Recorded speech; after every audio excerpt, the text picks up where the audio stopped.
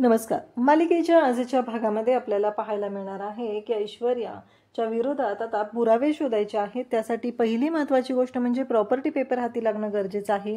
जी property ऐश्वर्याने स्वतःच्या नावावर करून घेतलेली आहे. त्यासाठी जानकी आणि ऋषिकेश शोध घेत आहेत. इकडे ऋषिकेश ऐश्वर्याच्या रूममध्ये गेलेला आहे आणि कपाटामध्ये तिथे प्रॉपर्टी पेपर शोधत असतो. परंतु घडतं असं की ऋषिकेश जेव्हा प्रॉपर्टी पेपर शोधत आहे तेव्हा जानकी जिन्यात खाली थांबलेली असते आणि ती ऐश्वर्यावरती बारीक लक्ष ठेवून असते. परंतु इकडे ऐश्वर्या तिथं आलेली असते आणि जानकीला म्हणते की काही उपयोग होणार नाही. तुम्हाला काय वाटलं ग? तुम्ही जे काय करताय ते मला कळणार नाहीये आणि तुमचे हे काय कारस्थानं जे चाललेले आहेत ते माझ्या लक्षात येणार नाहीयेत, असं इकडे ऐश्वर्या बोलत असते. तेव्हा जानकी म्हणत असते म्हणजे तेवढ्यातच ऋषिकेश शोधाशोध करून खाली आलेला असतो आणि ऋषिकेश येऊन पाहतो. तेव्हा इकडे ऐश्वर्या म्हणत असते मला माहिती आहे तुम्ही दोघं जण माझ्या रूममध्ये जाऊन पेपर शोधत आहात आणि मी तुम्हाला वाटत असेल की तुम्ही एकटे आहात या डावामध्ये, मी पण याच डावामध्ये आहे, असं इकडे ऐश्वर्या जानकीला आणि ऋषिकेशला सांगत असते. त्यानंतर आता बाप्पाची आरती करण्यासाठी ऋषिकेश आणि जानकी दोघंही आहेत आणि त्यासोबतच आता आरती करताना इकडे जानकी बाप्पाला मागणं मागत असते. ती म्हणत असते की बाप्पा आमचं हे घर जे आहे ते ऐश्वर्या लुटत आहे, हे जे प्रॉपर्टी पेपर आहेत हे तिच्याकडे आहेत, प्लीज तेवढे प्रॉपर्टी पेपर कुठे आहेत ते कळू दे, असं मागणं तिने बाप्पाकडे मागितलेलं आहे.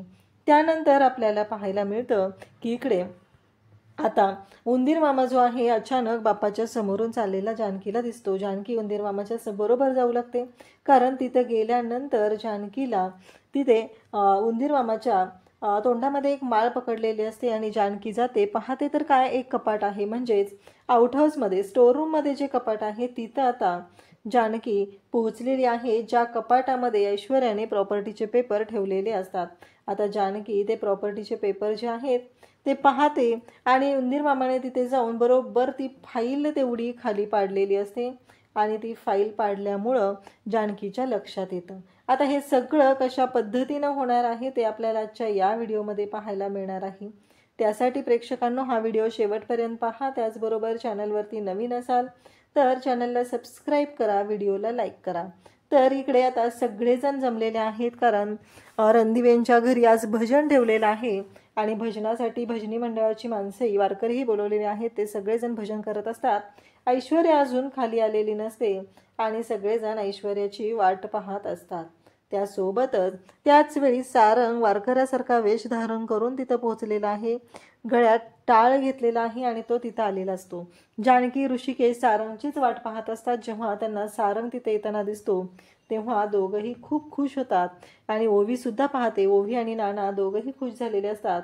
त्याचबरोबर इकडे आता भजन सुरू झालेलं असतं, अभंग म्हटले जात असतात आणि तिथे सगळ्यांच्या समोर आता बसलेला असतो तो म्हणजे सारंग येऊन. सगळेजण वाट बघत असतात की ऐश्वर्या खाली कधी येणार आहे. एकदा का ऐश्वर्या आली की सगळं सत्य आहे ते तिच्या समोर येणार आणि ऐश्वर्याची वाट लावायची तयारी सगळ्यांनीच केलेली असते. त्यासोबतच इकडं आपल्याला पाहायला मिळतं की सारंग येऊन वारकऱ्यांसोबत तिथं बसलेला असतो. ऋषिकेश, जानकी, सुमित्रा या सगळ्यांना खूप आनंद झालेला असतो. सगळेजण पाहत असतात. जानकी पण खुश झालेली असते कारण आता पुढचा प्लॅन वर्क करायचा असतो. आणि मग हे सगळं जेव्हा चालू असतं तेवढ्यातच सगळ्यांचं लक्ष जातं कारण ऐश्वर्या जिन्यातून खाली येत असते. सगळेजण ऐश्वर्याकडे पाहत असतात आणि आता ऐश्वर्या आल्यानंतर पुढचं काम सुरू होणार असतं, तो म्हणजे ऐश्वर्याला बेड्यात काढायचं. कारण ऐश्वर्याला सारंगचे भास होत आहेत असं सगळ्यांना दाखवायचं असतं आणि ऐश्वर्या मात्र आता खाली येते आणि जेव्हा ती आलेली आहे तेव्हा सारंग ऐश्वर्याकडे पाहत असतो. सारंग मात्र तिथे आता टाळ वाजवत बसलेला असतो आणि सारंग ऐश्वर्याकडे पाहतो. ऐश्वर्याला सुमित्रा म्हणत असते ये इथं बस. तेव्हा ऐश्वर्या म्हणते की नाही मी इथंच ठीक आहे, असं ऐश्वर्या सांगत असते. भजन चालू झालेलं असतं. सारंग सुद्धा तिथे भजनामध्ये टाळ वाजवत असतो आणि सगळेजण पाहत असतात आणि त्यासोबतच आपल्याला पाहायला मिळतं ते म्हणजे जेव्हा आता ऐश्वर्याचं लक्ष जातं आणि ऐश्वर्याला धक्का बसतो. ऐश्वर्या म्हणत असते की नाही हे इथंच आहे, सारंग इथंच आहे, तुम्ही सगळेजण मला फसवत आहात, असं इकडे तिने बोलत असते. परंतु तिला माहितीच नसतं की ती स्वतः वेड्यात निघत आहे कारण तिला हे सगळं मुद्दामहून घडवून आणलं जात असतं. तिला या सगळ्यामध्ये अडकवलं जात असतं. या गोष्टीची जाणीव मात्र तिला नसते. तिला असं वाटत असतं की नाही आपण यांना फसवत आहोत पण इथे हे सगळेजण मिळून ऐश्वर्याला फसवत असतात. ऐश्वर्याचीच वाट लागत असते. ऐश्वर्याला धक्का बसतो. ऐश्वर्याला तिथे सारंग दिसतो. ऐश्वर्या म्हणते की नाही, आधी खात्री पटल्याशिवाय आपण पुढे जायला नको आहे, असं ऐश्वर्याच्या डोक्यात येतं. आणि ऐश्वर्याला त्या क्षणी, त्या दिवशी जो आलेला असतो सारंग, तो आठवतो. आणि ऐश्वर्या म्हणू लागते की नाही, हे कसं शक्य आहे, कारण त्या दिवशी पण एक व्यक्ती आली होती फुलं घेऊन घराची सजावट करण्यासाठी, ती व्यक्ती सुद्धा सारंग होती, असं बोलू लागते. तेव्हा मात्र आता सगळेजण तिथं असतात. पण ऐश्वर्या म्हणते की नाही, एकदा जाऊन मी कन्फर्म करते. आता सारंग तिथं बसलेला असतो. सारंगने तिथल्या तिथं 2 वेळा जागा बदललेली असते आणि जागा बदलून सारंग दुसरीकडे गेलेला असतो. ऐश्वर्याला कळू नये अशा पद्धतीने हे सगळं प्लॅनिंग चाललेलं असतं.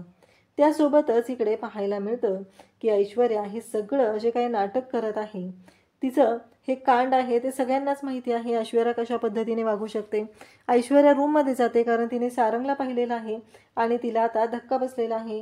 कारण काहीही झालं तरी सारंग जिवंत आहे. सारंग सारंग असं म्हणत तिने गेलेली असते. पण तिने एकदा विचार करते की नाही, मला एकदा कन्फर्म केलं पाहिजे की नक्की हे सारंगच आहेत का. म्हणून ती रूममध्ये जाते. सगळेजण पाहू लागतात आणि इकडे जानकीला कळलेलं असतं की आता त्यांचा जो डाव आहे तो सक्सेस झालेला आहे आणि याच्यामध्ये ऐश्वर्या मात्र आता अडकली गेलेली आहे. ही गोष्ट जानकीच्या सुद्धा लक्षात आलेली असते. त्यासोबतच जानकी मात्र आता पाहत असते. सुमित्रा सुद्धा हसत असते कारण आता सुमित्राला सगळ्या गोष्टी सांगून ठेवल्यामुळं बऱ्यापैकी फायदा झालेला असतो. कारण काही झालं तरीही सुमित्रा ही आता मदत करत असते आणि ती फक्त तिच्या सारंगसाठी मदत करत असते. इकडे ऐश्वर्या रूममध्ये येते आणि म्हणते की मला असं का वाटतंय की ते सारंगच आहेत. म्हणजे मला कळत नाहीये की हे सगळं काय घडतंय, या सगळ्यामागं काय आहे, हा प्रश्न मात्र तिला पडलेला असतो. त्यासोबतच इकडे पाहायला मिळतं ते म्हणजे ऐश्वर्या येते, तिथे असलेला स्केच पेन घेते आणि त्याने सारंगच्या फोटोवरती तिने दाढी काढू लागते. म्हणजे तिला कन्फर्म करायचं असतं की सारंगच ते आहेत का, ही गोष्ट तिला कन्फर्म करायची असते आणि त्यासाठी तिनं ते सगळं करत असते. पण तिच्या लक्षात येत नाहीये की आपण वरती जाऊन हा काय राडा करत आहोत. एवढ्यामध्ये सारंग जर तिथून गायब झाला तर सारंग ऑब्विसली तिथून गायब होऊ शकतो, ही गोष्ट तिच्या लक्षातच आलेली नसते. ऐश्वर्या मात्र ओव्हर कॉन्फिडन्समध्ये गेलेली असते. तिला असं वाटतं की सारंग तिथून जाणारच नाहीये. जेव्हा दाढी काढली जाते तेव्हा कन्फर्म तिला कळतं की ते सारंगच आहेत. आणि आता मात्र ऐश्वर्या भयानक पेटून उठलेली असते. ती म्हणत असते, म्हणजे हे सगळेजण मिळून मला फसवतायत, हे सारंग आहेत आणि हे सगळेजण मला असं दाखवतायत की मला भास होत आहेत. आणि ऐश्वर्या खाली येते आणि सगळ्यांना विचारू लागते की इथे सारंग होते ना, इथे सारंग होते ना, काय झालं मग, इथे सारंग बसले होते वारकऱ्यांसोबत, त्या दिवशी सुद्धा मिरवणुकीच्या वेळेस सुद्धा सारंग आलेले होते, तेव्हाही मी तुम्हाला सगळ्यांना सांगत होते, असं ऐश्वर्या बोलत असते. ऐश्वर्याच्या हातामध्ये सारंगचा फोटो असतो आणि ती म्हणत असते, आई बघा ना, अहो इथं आत्ता दाढी लावलेली व्यक्ती होती, त्या दिवशी घर सजावट करायला सुद्धा अशीच व्यक्ती आलेली होती, तेव्हा सुद्धा मी त्यांना पकडलं होतं, असं ऐश्वर्या बोलत असते. तेव्हा सगळेजण म्हणत असतात की अगं ऐश्वर्या काय चाललंय, इथं कोणीच नाहीये. परंतु ऐश्वर्याचा मात्र विश्वास बसत नसतो. ऐश्वर्या म्हणत असते की नाही, इथं सारंग होते, आत्ता मी स्वतः पाहिले, इथं दाढीवाले या वारकऱ्यांसोबत आले होते सारंग, असं सगळं बोलणं चालू असतं. आणि तेव्हा मात्र इकडे ऐश्वर्या ज्या पद्धतीने वागत बोलत असते तेव्हा मात्र सगळेजण तिच्याकडे पाहतच राहतात. कारण ऐश्वर्या ही चुकीची आहे हे सगळ्यांच्याच लक्षात आलेलं असतं. कारण ऐश्वर्या तिथं जे म्हणते की सारंग तिथं आहे, सुमित्रा म्हणते अगं कुठे आहे सारंग, तेव्हा जानकी ऋषिकेश म्हणू लागतात की ऐश्वर्याचं सारंगवर खूप प्रेम आहे, तिला त्यामुळं सगळीकडे सारंग भाऊजींचाच भास होत आहे, असं जानकी बोलत असते. तेव्हा मात्र जानकीला ऐश्वर्या म्हणू लागते की नाही, असं काही नाहीये, तू काही बोलू नको जानकी, असं ऐश्वर्या तिला सांगत असते. सारंगने जी काही मजा केलेली असते, ऐश्वर्या वरती गेलेली आहे, तेवढ्यात सारंग तिथून पळालेला असतो, ही गोष्ट ऐश्वर्याच्या लक्षातच आलेली नसते. त्यासोबतच ऋषिकेश म्हणतो की हे बघ ऐश्वर्या, इथे सारंग कोणी नाही आणि असता तर तो आम्हाला दिसला नसता का. तेव्हा इकडे ऐश्वर्या म्हणत असते की मी पाहिलंय, इथं वारकऱ्यांमध्ये होते आणि मग तो फोटो सगळ्यांना दाखवू लागते, बघा हा व्यक्ती इथं आलेला होता ना, आणि तुम्ही सगळेजण माझ्याशी खोटं बोलताय, माझ्यापासून लपवताय, असं म्हणत ऐश्वर्या ओरडून ओरडून तिथं सांगत असते. परंतु ऐश्वर्या स्वतःच आता तोंडावर पडत असते. तिच्या लक्षातच येत नसतं की तिनं स्वतः वेड्यात निघालेली आहे, तिला या गोष्टींचा त्रास होत आहे. सगळेजण तिला समजवत आहेत की हे बघ ऐश्वर्या, असं काहीही झालेलं नाही. परंतु ऐश्वर्याला मात्र ही गोष्ट ऐकायचीच नसते.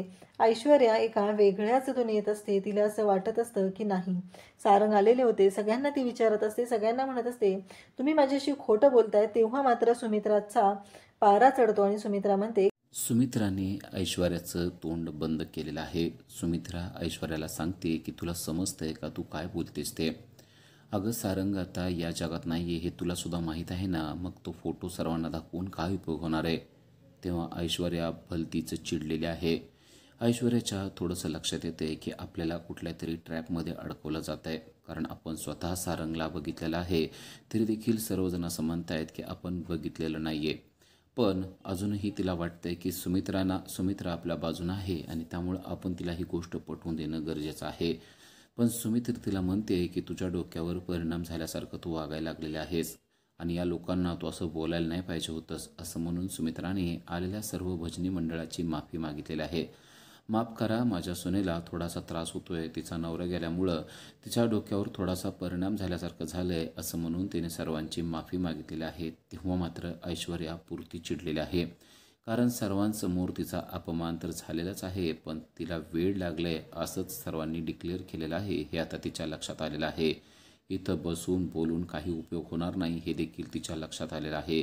कारण आत्तापर्यंत तिची बाजू घेणारी सुमित्रा देखील तिला सर्वांच्या समोर वेडं ठरवत आहे. आणि ऐश्वर्या जरासं तू शांत राहा, भजनी मंडळांना भजन करू दे आणि त्या लोकांना आपल्या घरातल्या या सर्व वाईट गोष्टींमध्ये गुंतवू नकोस, असं म्हणून तिने स्वतः ऐश्वर्याचं तोंड बंद केलेलं आहे. ती ऐश्वर्याला सांगते की भजनी मंडळांना भजन म्हणू देत, तू सध्या जराशी शांत राहा, तुला जे काय होतंय ते सगळं माझ्या लक्षात येत आहे.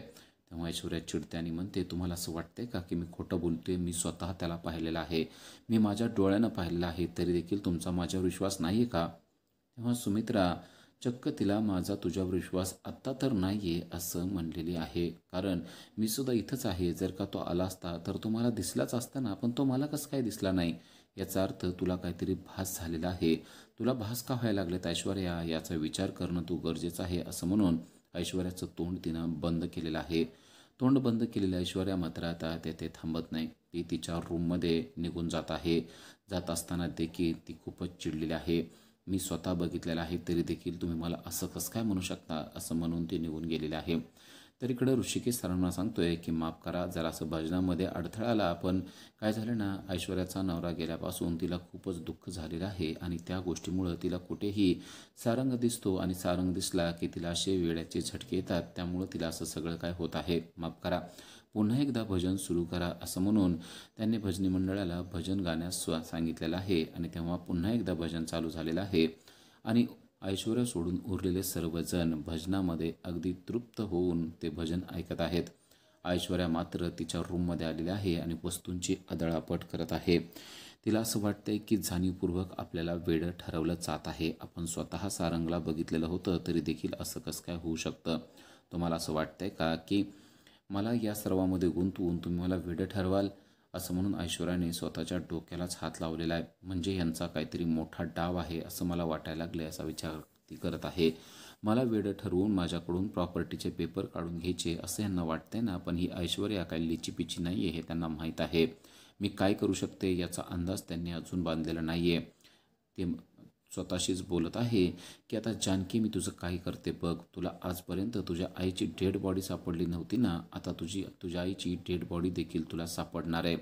तुला आता पोलीस पकडून नेतील आणि तुझ्या आईच्या खुनामध्ये तुला मोठी शिक्षा झालेली मला बघायचं आहे. आणि या सगळ्यामध्ये जर का मी तुला गुंतवलं नाही तर मी नावाची ऐश्वर्या नाही आहे, ही गोष्ट लक्षात ठेव.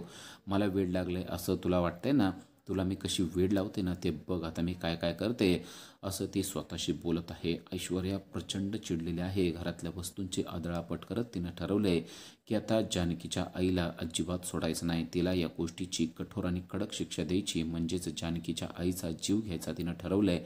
आणि तिने लगेच तिच्या गुंडांना देखील फोन लावलेला आहे आणि गुंडांना फोन करून ते सांगते की आता महत्त्वाचं काम करायचं आहे.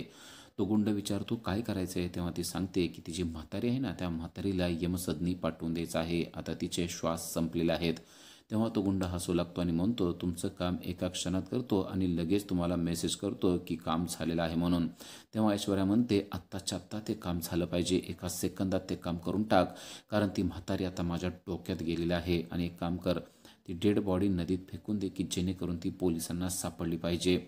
ऐश्वर्या जेव्हा फोन ठेवते तेव्हा तिला खूपच आनंद झालेला असतो, कारण आता त्या म्हातारीची डेड बॉडी नदीमध्ये सापडणार आणि त्यानंतर जानकीनेच तो खून केलेला आहे हे सिद्ध होणार. या गोष्टीमुळे तिला भलताच आनंद झालेला असतो आणि तिचा माणूस तिला सांगत असतो की तुम्ही काहीच काळजी करू नका, त्या म्हातारीला एका सेकंदात संपवतो. पिस्तुलीच्या 2 गोळ्या घातल्या की म्हातारी कायमची संपून जाईल, तुम्ही काही काळजी करू नका. किंवा चाकूनं तिचा मर्डर करून तिला नदीत टाकून देतो. तुम्ही जसं सांगाल त्या पद्धतीनं म्हातारीला मारतो आणि आजच्याच काम तमाम करून तुम्हाला तसा मेसेज करतो, असं म्हणून त्याने तो फोन ठेवलेला असतो. फोन ठेवल्यानंतर आता तो त्या म्हातारीला मारणार असतो, पण त्या म्हातारीचं रक्षण करण्यासाठी स्वतः जानकी आहे, कारण जानकीने देवाचा धावा केलेला आहे. इकडे भजन सुरू आहे आणि भजनी मंडळी देवाचं भजन, गणपती बाप्पाचं भजन गात आहेत आणि त्याच वेळेस जानकीच्या मनामध्ये विचार येतात की माझ्या आईचं रक्षण गणपती बाप्पा तू कर, माझ्या आईवर कसलंच संकट तू येऊन देऊ नको. तू आहेस तर, तू विघ्नहर्ता आहेस तर सगळ्या गोष्टी शक्य आहेत असं ती बाप्पाला म्हणत असते. आणि त्याच वेळेला त्या गुंडाने हातामध्ये चाकू घेऊन तो आता तिच्या आईच्या दिशेनं चाललेला आहे. पण तेव्हाच जानकीने बाप्पाला हात जोडलेले आहेत आणि रक्षणासाठी हाक मारलेली आहे आणि बाप्पाने रक्षण केलेलं देखील आपल्याला पाहायला मिळतंय.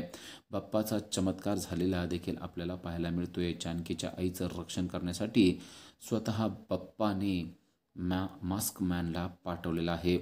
जेव्हा तो गुंड तिच्या आईच्या अंगावर चाकू घेऊन चाललेला असतो तेव्हाच मास्कमॅन तेथे जातो आणि त्याने स्वतःची बंदूक काढून त्यातल्या दोन्ही गुंडाला थाड गोळ्या करून एका क्षणात खाली पाडलेला आहे. दोघांचाही जीव घेतलेला आपल्याला पाहायला मिळतोय.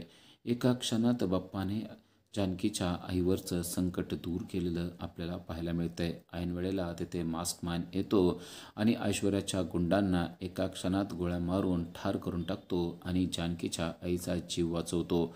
आणि तेवढ्यावरच तो थांबत नाही, तर तो तेथे असताना त्याच्या लक्षात येतं की ऐश्वर्याचा मेसेज येत आहे की ज्या गुंडांना त्याने गोळ्या मारलेल्या आहेत त्याच्या मोबाईलवर, आणि त्याचा मोबाईल देखील त्याने उचललेला असतो. तिकडे ऐश्वर्या विचार करत असते की आत्तापर्यंत त्या म्हातारीचा जीव जायला पाहिजे होता, आत्तापर्यंत त्या म्हातारीचा जीव गेला असेल का, मला बघावं लागेल असं ते विचार करत असते. आणि तेवढ्यात त्या मास्कमॅनने तिकडून मेसेज केलेला आहे की तुमचं काम झालेलं आहे. मास्कमॅनला दिसत असतं की ऐश्वर्याचा फोन येत असतो. तो फोन त्याने कट केलेला असतो आणि फोन न करता त्याने मेसेज केलेला असतो की तुमचं काम पूर्ण झालेलं आहे, म्हातारी आता या जगात नाही आहे. जेव्हा ऐश्वर्या हा मेसेज वाचते तेव्हा तिला खूपच आनंद झालेला आहे, कारण आता जानकी या केसमध्ये अडकणार असं तिला वाटत आहे. तर इकडे जानकी आणि ऋषिकेश एकमेकाशी बोलत असतात तेव्हा जानकी सांगत असते की आई आत्तापर्यंत सापडायला पाहिजे होती, पण ऋषिकेश म्हणतो की ठीक आहे सापडेल ना, एवढी काळजी नको करू. तेव्हा तिला असं वाटतं की तुम्हाला वाटतं का या जगात नाही आहे. ऋषिकेश म्हणतो असं मी बोललेलो नाही आहे, त्या या जगात असतील, पण तू जरा जास्त काळजी करायला लागलेली आहेस, एवढी काळजी करू नको, बाप्पा आपल्या मदतीला आहे, बाप्पा नक्की त्यांचं रक्षण करेल, तू निश्चिंत राहा. जानकीला शब्द देत असतात, पण जानकी मात्र चिंतातूर झालेली असते. तिला आईची खूपच काळजी वाटत असते, कारण आत्तापर्यंत आई सापडायला पाहिजे होती पण ती सापडत नाही आहे. नक्की काय झालं असेल असा प्रश्न तिला वाटत असतो. तसेच प्रॉपर्टी पेपर देखील आपल्याला लवकरात लवकर मिळवणं गरजेचं आहे असं देखील ती म्हणत असते. उद्याच्या भागामध्ये आपल्याला पाहायला मिळतं की ऐश्वर्या तिच्या रूममध्ये चाललेली असते तेव्हा काही कारण काढून जानकी मात्र तिला थांबवण्याचा प्रयत्न करत असते. तेव्हा ऐश्वर्या तिला सांगते की जानकी असला खेळ आहे ना, तू माझ्याबरोबर खेळू नको, असल्या खेळात मी किती उस्ताद आहे ते तुला माहिती आहे, तुझा नवरावर काय करतोय ना ते सगळं मला माहिती आहे. तुला असं वाटत असेल की तू मला खाली अडवून तुझा नवरावर माझ्या रूममध्ये प्रॉपर्टीचे पेपर शोधत असशील तर तू ऐश्वर्याला अजून ओळखलेलं नाही आहे असं मी म्हणेल. तुझा नवरावर काय करतोय ना ते सगळं मला माहिती आहे आणि तुम्हाला इतक्या सहजासहजी ते प्रॉपर्टीचे पेपर मिळणार नाही आहेत. त्यामुळं तुम्हाला खाली किती वेळ जरी थांबवलंस ना तर थांबव, त्याचा काहीच उपयोग होणार नाही. आणि खरोखरच ऋषिकेश हा ऐश्वर्याच्या रूममध्ये प्रॉपर्टीचे पेपर आहेत ते पाहत असतो, पण त्याला ते प्रॉपर्टीचे पेपर काही मिळत नाहीत. आणि त्यानंतर जेव्हा जानकी बाप्पाच्या पाया पडते आणि म्हणते की मला माझ्या आईचं रक्षण कर, त्याचबरोबर प्रॉपर्टी पेपर कुठे असतील याच्याबद्दल आम्हाला थोडीशी माहिती दे बाप्पा, तेव्हा बाप्पाने स्वतःचा उंदीर मामाच मदतीला पाठवलेला आहे. उंदीर मामा हा ऐश्वर्याने जेथे कागदपत्र ठेवलेले आहेत त्या ठिकाणी जाऊन पोचलेला आपल्याला पाहायला मिळतो. जानकी त्या उंदीर मामाच्या मागं जाते तेव्हा तिला समजतं की त्या ऐश्वर्याने ते पेपर कुठे ठेवलेले आहेत आणि जेव्हा ती पाठीमागं जाते तेव्हा एका कपाटापर्यंत पोचते आणि कपाटापर्यंत पोचल्यानंतर तिला दिसतं की तेथे ते पेपर ठेवलेले आहेत. अशा प्रकारे बाप्पाने मदत करून जानकीला ते पेपर मिळवून दिलेले आपल्याला पाहायला मिळत आहेत. अशा सिरियलच्या अपडेटसाठी आजच आमच्या चॅनलला सबस्क्राईब करा. थँक्यू.